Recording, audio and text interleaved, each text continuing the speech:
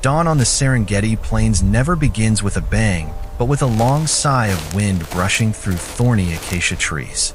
Samuel, an old ranger with 40 years of road dust clinging to his leather boots, narrowed his eyes as he looked through the windshield of his ancient Land Rover. He believed he had seen all the harshest laws of creation, from bloody hunts to the cold survival of nature. Sitting beside him was Maya, a young conservation specialist with fresh enthusiasm, intently watching the golden strips of grass under the gentle morning sunlight. As the vehicle slowed near a high rocky outcrop, Maya suddenly held her breath, her hands tightening on her binoculars. Ahead, under the shade of an ancient tree, a large dark shape lay prostrate. Samuel guessed it was a predator resting after a night meal, but when the binocular focus clicked into place, his heart skipped a beat. It was Solomon, a weary male lion with the scars of battle etched across his face. But he was not alone. Right against the powerful chest of the king of the savannah, a small, frail baby elephant named Hope was nuzzling into his mane. There was no roaring, no panic. There was only the steady breathing of the great beast and the trembling search for warmth from the smallest creature on the plains. It was a sight that defied every biological law. The hunter was using his own body as a cushion for the prey. Why would an old king choose to become a protector instead of a destroyer? Samuel turned off the engine. Silence enveloped the space, leaving only the rustle of dry grass against rubber tires. Through her specialized lens, Maya began to realize the reason behind this strange protection. Hope's eyes did not sparkle like those of other calves. They were cloudy and dim, as if covered by a thick layer of fog. "She is blind, Samuel," blind. Maya whispered, her voice choking up. In the harsh world of the savannah, a baby elephant losing its sight meant a death sentence from birth.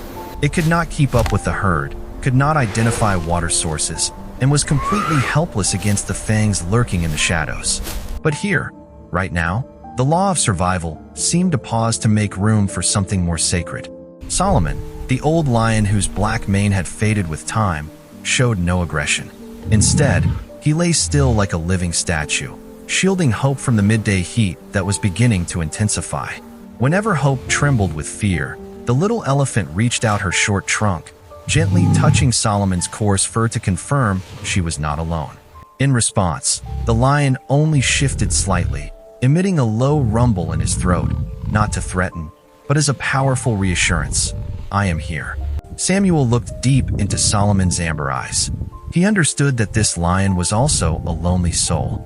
Perhaps he had been expelled from the pride by younger, stronger males, or perhaps he had simply chosen to live his final days in silence.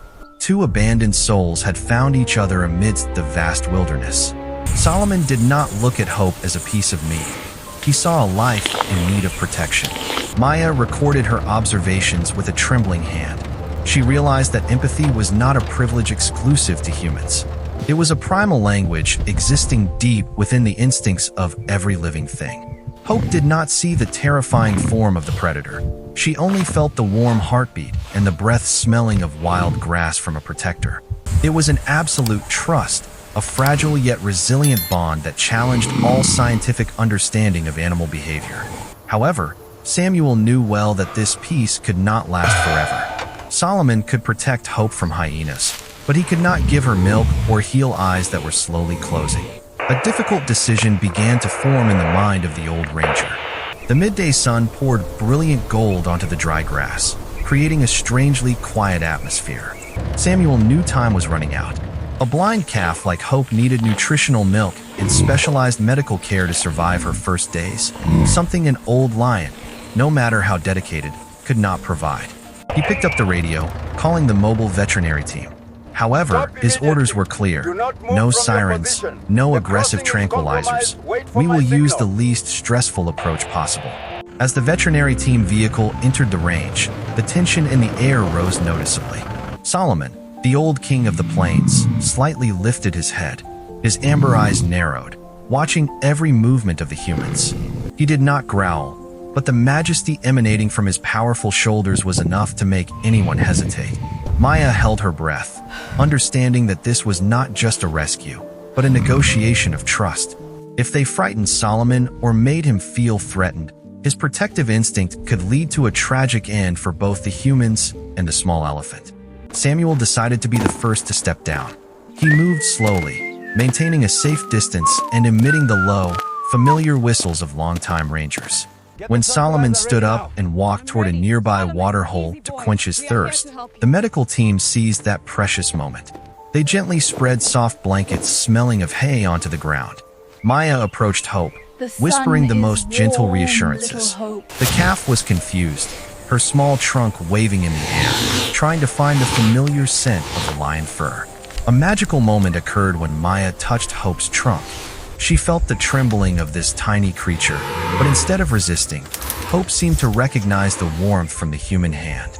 Meanwhile, from a distance, Solomon stopped, standing on a high rock ledge and watching silently.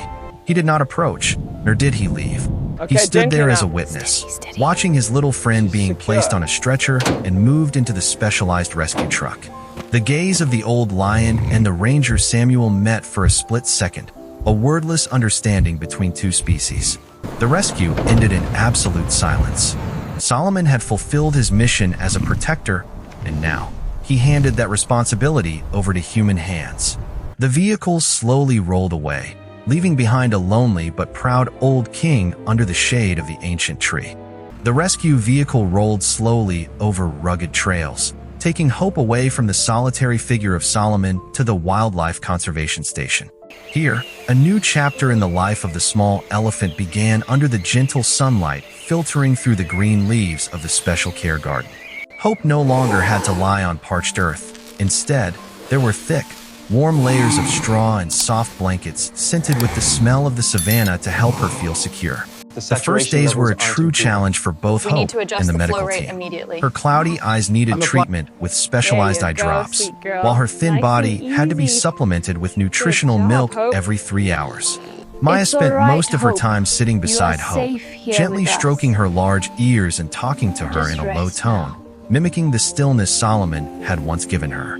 She realized that even without seeing the light, Hope was incredibly sensitive to the vibrations of kindness. The little elephant began to seek out Maya's hand whenever she heard her footsteps, a sign that trust in humans was slowly being built. However, the story of the black mane protector did not stop at the fences of the conservation station. Samuel and Maya understood that conservation was not just about saving an individual, but about changing the perception of an entire generation. Maya invited children from the nearby village to visit the station. Standing before the recovering calf, she told them about Solomon, the old king who did not choose to hunt, but chose to shield. Young eyes widened in wonder. They learned that true strength did not lie in claws or dominance, but in empathy between living beings. Meanwhile, Samuel did not forget his old friend on the plains. Through his patrols, he frequently observed Solomon from afar. The old lion maintained his habit of standing on the high rock, looking toward the road leading to the rescue station. There was a strange stillness in his posture, as if he knew his mission had been excellently completed.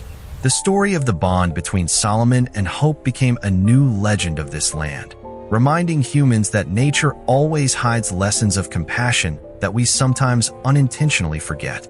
Hope grew stronger every day, her steps becoming steady, ready for the greatest challenge, finding her true family in the wild. The most important moment finally arrived. After months of care, Hope's eyes had made a miraculous recovery under the dedication of the veterinary team. Although her vision was not as perfect as it originally was, she could see the vibrant colors of the world around her. On a brilliant sunset evening, when the sky was dyed a warm golden orange, the transport vehicle carrying Hope stopped at the edge of the forest, where a large herd of elephants was slowly moving across the grassland. Samuel and Maya stood silently behind the truck, their hearts racing with anxiety and pride. When the door opened, Hope stepped down, her large feet touching the familiar Mother Earth. She pricked her ears, her trunk held high in the air to catch the familiar sense of her kind. From afar, a large matriarch stopped, emitting a deep, booming call that echoed through the space. The herd began to approach, surrounding Hope in a protective circle, trunks intertwined, gentle touches acting as a warm welcome home. Witnessing that scene, Maya could not hold back tears of happiness. She looked at Samuel, and both turned their gaze toward the distant rock outcrop, where a solitary figure sat quietly in the evening glow. It was Solomon. The old lion did not roar, did not approach. He just sat there like a guardian deity witnessing the perfect ending of a story he himself had started. He had kept this sprout of life from withering, so that now it could bloom in the heart of a family. Nature is not just a fierce struggle for survival. It is also a symphony of miraculous connections that we are only beginning to understand. If an old lion can choose to become a protector, then what can we humans do? The story of Solomon and hope is not just about redemption, but a reminder that compassion is the common language of all living souls.